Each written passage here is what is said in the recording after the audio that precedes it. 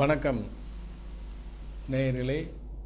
கந்தக்கடவுள் நமது சொந்த கடவுளை வணங்கி, வயலூர் எம்பெருமான் முருகனை வணங்கி, இன்றைக்கி தமிழ்நாட்டையே உலுக்கி எடுத்த, ஏன் இந்தியா பூராவுமே உலுக்கியிருக்கு இந்த நிகழ்ச்சி. விஜய் சார் கரூரில் ப்ரோக்ராம் பண்ணுறார். ப்ரோக்ராம் பண்ணும்போது கூட்டம் எதேஷ்டமாக இருக்குது. இது விஜய் சார் மேலே குற்றமா இல்லை பொதுமக்கள் மேல் குற்றமா? ஆமாம், விஜய் சார் மேலேயும் அவங்க குழுவினர் மேலேயும் குற்றம் இருக்குது, பொதுமக்கள் மேலேயும் குற்றம் இருக்குது. ஏன்? விஜய் சார் ஒரு இடத்துக்கு வராருன்னா தேனி கூட்டம் மாரி மக்கள் வந்துட்டுருக்காங்க. நல்லா புரிஞ்சுங்க, தேனி கூட்டம் மாரி. இன்றைக்கி நேற்று இல்லை, அவர் ஆரம்பத்திலேருந்தே வந்துட்டுருக்காங்க. ஏன்னா மக்களுக்கு சினிமா மோகம். அது இன்றைக்கி இல்லை, அன்னைக்கு எம்ஜிஆர்லேருந்து இன்னை வரைக்கும் இருக்குது. அதனால் அவ்வளோ கூட்டம் வருது. அப்போது கட்சியினுடைய கட்சியினுடைய நிர்வாகிகள், பொதுச் செயலாளர் அது ஆனந்த், இவங்கெல்லாம் இருக்காங்களே, இவங்கெல்லாம் ஒரு கூட்டமாக இருந்து நாளைக்கு நாமக்கல் போகிறாருன்னா ஒரு 2 நாள் முன்னாடியே அந்த இடத்த போய் பார்க்கணும். முக்கியமாக தண்ணீர் பந்தல் வைக்கணும், இல்லை தண்ணி பாட்டிலாவது கொடுக்கணும். ஏன்னா இவ்வளோ ஜனங்க வராங்க இல்லையா, சில பேர் எடுத்துகிட்டு வருவாங்க, சில பேர் எடுத்துகிட்டு வராமல் இருப்பாங்க. தண்ணீர் ரொம்ப முக்கியம். நீர் பற்றாக்குறை ஏற்பட்டதுன்னா ஆள் இறந்துடுறான். ஏன்னா இவர் வராருன்னா காலைல 5 மணிக்கே வந்துடுறான், இவர் வர்றது 6 மணிக்கு தான் வர்றார். அப்போது நிகழ்ச்சியோடைய அந்த பொதுச் செயலாளர் அவங்க குழுவினர்கள்லாம் ஆல்ரெடி பார்த்துட்டு, போலீஸ் எவ்வளோ பேரை கண்ட்ரோல் பண்ண முடியும்? 500 போலீஸ் வந்திருக்காங்க. 500 போலீஸ் எவ்வளோ பேரை கண்ட்ரோல் பண்ண முடியும்? கண்ட்ரோல் பண்ண முடியாது.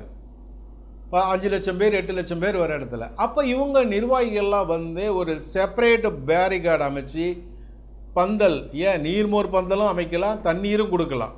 ஜனங்களுக்கு கொடுத்தா புண்ணியம் தானே. ஸோ இவங்க நிர்வாகிகளே அரேஞ்ச் பண்ணி, அது ஒரு பெரிய பிரச்சனையே விஜய் சாருக்கு இல்லை. இவர் உங்கள் ஓகேன்னா அவங்க பண்ணிட போகிறாங்க. எல்லாருக்கும் கொடுத்துட்டு இருந்தீங்கன்னா அவங்களுக்கு அந்த டயர்னஸ் தெரியாது.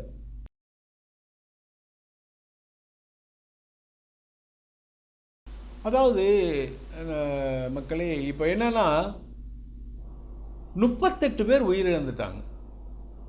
ஒரு ஆள் 2 ஆள் இல்லை, 38 பேர் உயிரிழந்துட்டாங்க. இப்போ மக்கள் மேலே என்ன குற்றம்னு சொல்ல வரேன். 38 பேர் உயிரிழந்துட்டாங்க. இதில் ரொம்ப நம்ம மனசெல்லாம் பாதித்தது 2 வயது இளம் குழந்தை. நல்லா பாருங்க ஐயா, 2 வயது இளம் குழந்தை, பிஞ்சு பூ மாரி இருக்கும் உடம்பெல்லாம். பெற்ற தாய் தகப்பனுக்கு தெரிய வேணாமா?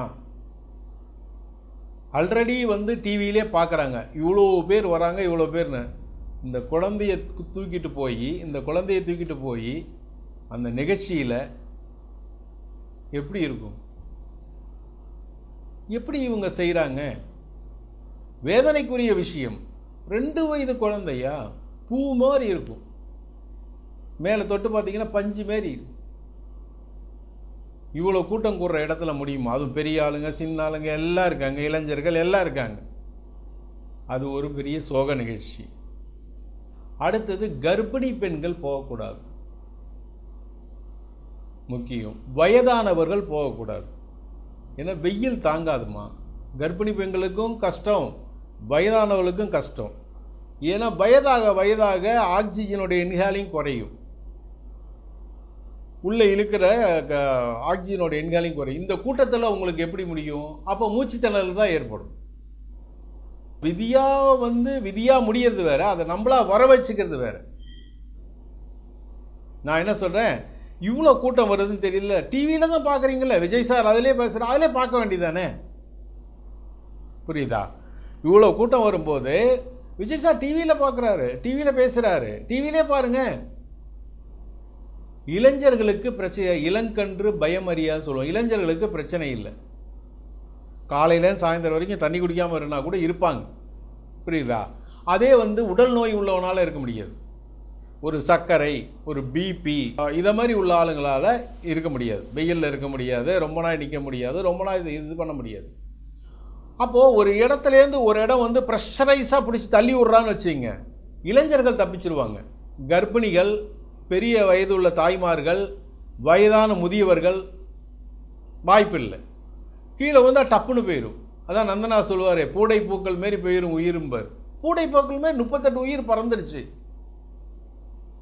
அந்த குடும்பம்லாம் இன்னைக்கு நிர்கதியாக இருக்குது.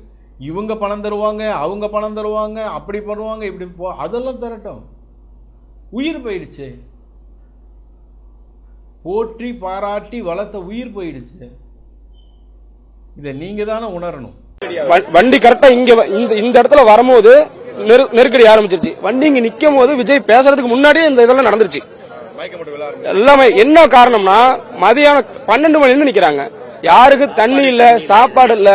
வந்தது 7 மணிக்குங்களா, அது ஒரு காரணம். ஏன்னா அவங்களே தப்பு சொல்ல முடியாது. நீங்க அங்க இருந்து வரதுக்கு இங்க வரதுக்கே பாத்தீங்கன்னா 2 hours ஆச்சு. அங்க இருந்து இங்க வரதுக்கு 2 hours ஆச்சு. அதனால அதுவும் தப்பு சொல்ல முடியாதுன்னு வச்சுக்கோங்களேன். எல்லாம் தண்ணி எதுவுமே இல்லாதனால மூச்சு திணறல் ஆயிடுச்சு. எல்லாம் நிக்கிற இடத்துல அப்படியே கீழே விழுந்துட்டாங்க.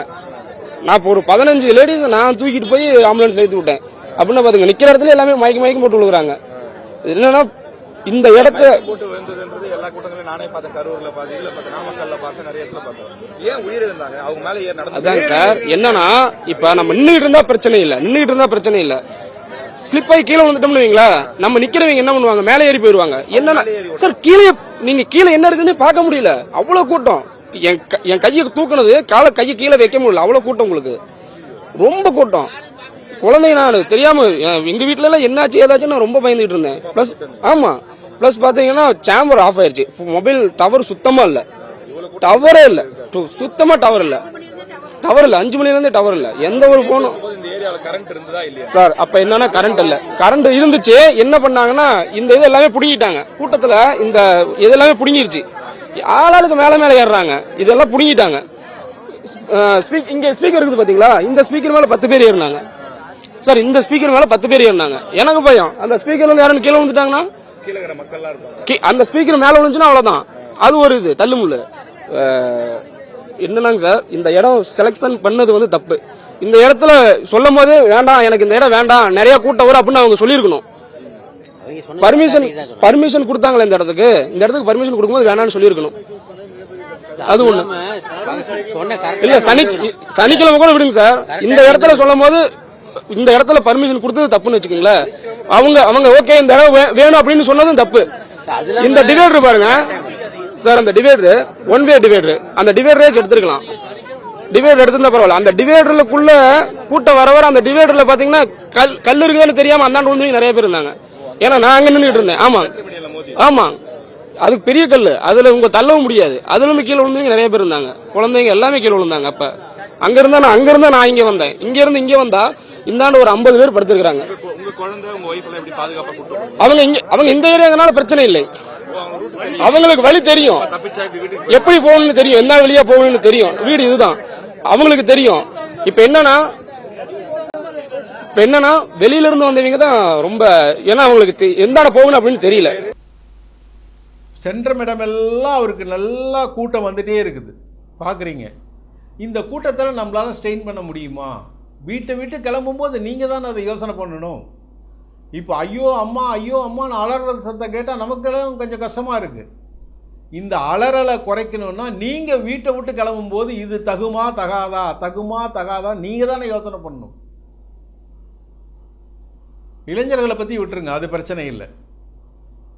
ஏன்னா அவங்களுக்கு அந்த இள ரத்தம், தண்ணியை குடிச்சா கூட ரத்தமா மாறும். வெறும் தண்ணி குடிச்சா ரத்தமா மாறும். வாட்டர் ரொம்ப முக்கியம். தண்ணி பற்றாக்குறை வந்துச்சுன்னா ஆட்டோமேட்டிக்காக மயக்கம், ஆட்டோமேட்டிக்காக சாவும். அதில் எந்த மாற்றமும் கிடையாது. அதனால் நீங்கள் யாரையும் வந்து கவர்மெண்ட்டை குறை சொல்கிறதுலையும் பிரயோஜனம் இல்லை, காவல்துறையை குறை சொல்கிறதுலும் பிரயோஜனம் இல்லை. அவங்க எவ்வளோ பேரை இது பண்ணுவாங்க? இப்போ பாருங்கள், விஜய் சார் ஃபோனில் பேசுகிறாரு, ஆம்புலன்ஸ் போ, வழி விடுனா வழி விடுறாங்க. போலீஸ் சொன்னால் கேட்க மாட்டேங்கிறாங்க. புரியுதா? அப்படியே போலீஸே சொன்னாலும் இத்தனை லட்சம் பேரை எப்படி அவங்க கண்ட்ரோல் பண்ண முடியும்? இன்னைக்கு உயிரிழப்பு நடந்துருச்சு இல்லையா, எதை வச்சு ஈடுகட்ட முடியும்? யாராலையும் ஈடுகட்ட முடியாது. குழந்தையா இருக்கட்டும், பொண்ணா இருக்கட்டும், தாய் தகப்பெல்லாம் என்ன பண்ணுறது? கஷ்டப்பட்டு வளர்த்து எல்லாம் கொண்டு போய் எங்கேயோ கொண்டு போய் விட்டுற மாதிரி ஆயிடுச்சு. இது தகுமா தகாதா நீங்க தான் அதை முடிவு பண்ணணும். எதை எட்ட பார்க்கணும். இன்னொன்னு சொல்கிறேன், பெரிய பெரிய கோயிலில் கும்பாபிஷேகம் நடக்குது. இப்போ திருச்செந்தூர் வச்சுங்க, இது வச்சுங்க, இதை மாதிரி இடத்துலையும் 10 லட்சம் பேர் அரைஞ்சகமாக இருக்காங்கன்னா நம்மளால் உள்ளே போக முடியாதுன்னா வெளியிலேருந்து கோபுரத்தை பார்த்து கும்பிடுங்க. கோபுர தரிசனம் பாவ விமோச்சனம், கோபுர தரிசனம் பாவ விமோச்சனம். அது மாதிரி கும்பிடுங்க.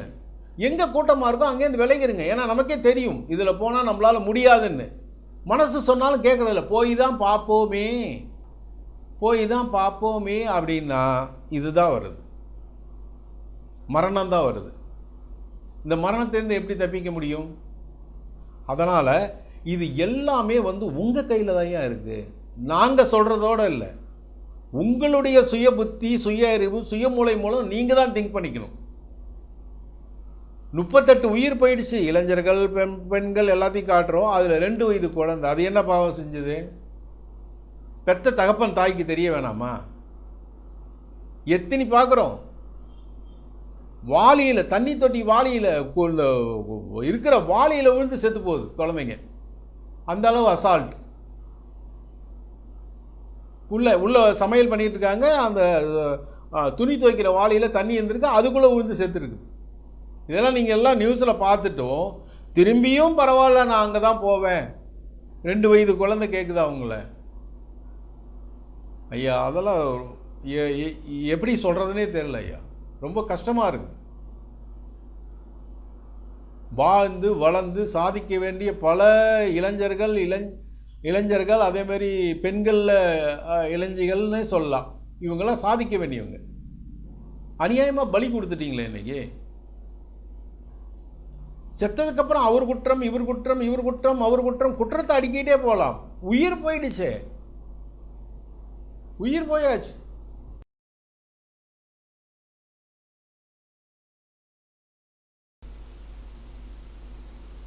அதனால் எதிர்வரும் காலங்களில் மக்களே நீங்கள் தான் உஷாராக இருக்கணும். புரியுதா? அவங்க ப்ரிப்பரேஷன் இருக்கோ இல்லையோ, ப்ரிப்பரேஷன் வைக்கலாம், வைக்காமல் போகலாம், அது பிரச்சனை இல்லை. புரியுதா? அவங்க நிகழ்ச்சி திட்டத்தை அவங்க நிறைவேற்ற அவங்க வந்துடுவாங்க. உங்கள் நிகழ்ச்சி திட்டத்தை நீங்கள் நிறைவேற்ற நீங்கள் தான் ஜாக்கிரதையாக இருக்கணும். எதிர்வரும் காலங்களில் இதேமாரி ஒரு துக்க நிகழ்வு இந்தியாவே பேசுகிற அளவுக்கு ஆயிடுச்சு. இந்தியாவே பேசுகிற அளவுக்கு ஆயிட்டு. உயிர் போயிடுச்சுன்னா வருமா? ஏற்கனவே சொல்லியிருக்கேன், இந்த உயிர் எடுக்கிறதுக்கு ஒன்று கடவுள், அடுத்தது நீதிபதி. 2 பேருக்கு மட்டும்தான் அதிகாரம் இருக்கு.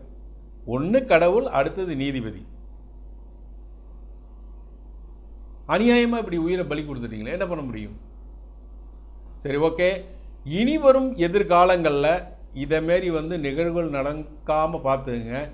இது தகுமா தகாதா அப்படிங்கிறத நீங்கள் வீட்டை விட்டு கிளம்பும்போது யோசனை பண்ணிட்டு போங்க. முடியலையா டிவியில் பாருங்கள். நேரில் பார்த்தா மட்டும் வந்துடுதா, கண்ணோட வருதா? ஒன்றும் இல்லைல்ல, டிவியில் பாருங்கள். இன்னும் நல்லா ஜாலியாக வீட்டில் இருந்துட்டு ஃபேனை போட்டு ஃபேனுக்கு கீழே உட்காந்து ஜாலியாக டிவியிலே பார்க்கலாம். அவரை ஒன்றும் பிரச்சனை இல்லை. பேசுறத கேட்கலாம், அங்கேயே கேட்கலாம். அதேமாதிரி பார்த்தீங்கன்னா மரத்தில் ஏறுறாங்க. அந்த கூரையில் சாதாரண தகர கூரையா, அதில் ஏறுனா எப்படி தகரம் நிற்குமா? ஆர்வக்கோளால் ஏறிதான் கீழே விழுந்து எல்லாம் காலு கை எல்லாம் உடஞ்சி போயிருக்கு. ரத்தம், மரம், அந்த மரத்தோடைய கிளை எப்படி இருக்குது, ஸ்ட்ரென்த் எப்படி இருக்குது, ஏதாவது தெரியுமா? படபடன்னு ஏறினா படபடன்னு கீழே விழ வேண்டியதான். அதுவும் கரண்ட்டு கம்பத்தெல்லாம் ஏறவே கூடாது. இந்த ஹெச்டி லைன் போது பாருங்கள், அதுலேருந்து 5 மீட்டர் வரைக்கும் அதுக்கு பவர் இருக்கும். இங்கே ஒயர் அங்கே தான் இருக்கும். இங்கே கொடுத்தீங்கன்னா சடக்குன்னு மேலே இழுத்துக்கும் கரண்ட்டு. என்ன பண்ண முடியும்? இதெல்லாம் நீங்கள் தான் உணரணும். அதை ஹெச்டி லைன் மேலே போகுதுன்னா கீழே 5 மீட்டர் 6 மீட்டர் வரைக்கும் அதனுடைய பவர் இருக்கும். கையை லேசாக கண்ண டடக்குன்னு உயிர் போயிடும். அதனால் எதிர்வரும் காலங்களில் நீங்கள் தான் தகுதியானது எது, தகுதியற்றது எதுன்னு நீங்கள் தான் முடிவு பண்ணி நீங்கள் தான் அந்த கூட்டத்துக்கு போகணும். அது எந்த விசேஷமாக இருக்கட்டும். ஒரு 5 லட்சம் பேர் 10 லட்சம் பேர் கூடுறான்னா அந்த இடத்துக்கு நீங்கள் தான் முடிவு பண்ணி போகணும். அப்போ தான் இதேமாரி தவறான நிகழ்வுகள் நடக்காமல் பார்த்துக்கலாம். ஓகே நேயர்களே, மனது ரொம்ப வேதனையாக இருக்குது. அது ஒரு சந்தோஷமான நிகழ்ச்சியாக இருந்த இடத்துல ஒரு துக்கமான நிகழ்ச்சியாக டக்குன்னு மாறிடுச்சு. ஜஸ்ட் எ செகண்டில் மாறி போச்சு. அதனால் இனிமே நீங்கள் ஜாக்கிரதையாக இருக்கணுங்கிறது தான் எங்களுடைய வேண்டுகோள். ஓகே நேயர்களே, மீண்டும் ஒரு நிகழ்ச்சியில் உங்களை சந்திக்கின்றேன். நன்றி, வணக்கம்.